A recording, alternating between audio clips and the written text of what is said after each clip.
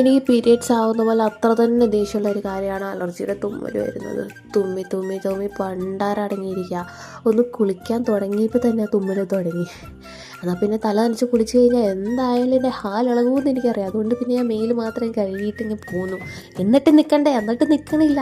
പിന്നെ എൻ്റെ കണ്ണായി, കൈയായി, കാലായി, മുഖമായി, എവിടേക്കോ ചൊറിയാൻ തുടങ്ങി. ചൊറിച്ചിൽ വന്നിട്ട് മുഖമൊക്കെ ഇങ്ങനെ ചൊറിയേണ്ട മറിച്ച് തേച്ചാൽ പോലും ഇത്ര ചൊറിച്ചിലുണ്ടാവില്ല അതെനിക്ക് തോന്നണേ. കണ്ണൊക്കെ തിരുമ്മി കണ്ണൊക്കെ ഒരു ഭാഗത്തുനിന്ന് ചുമന്നു. തുമ്മലിൻ്റെ ഇടയ്ക്കും എൻ്റെ കണ്ണ് ഇങ്ങനെ ഒരു വയസ്സിൽ ചുമന്ന് കയറി വരിക. എന്തോ എന്നെ ആരാണ്ട് കരയിച്ചോട്ട്. സാധാരണ രീതിയിൽ എൻ്റെ കണ്ണ് ചുമന്ന് വരുന്നത് ഈ കരഞ്ഞാലും അതേപോലെ വെള്ളത്തിലിറങ്ങിയാലും ഈ തുമ്മൽ വന്നാലും. ഇത്രയും കാര്യത്തിന് കണ്ണ് ചുമക്കേണ്ട കാര്യമുള്ളൂ എനിക്ക്.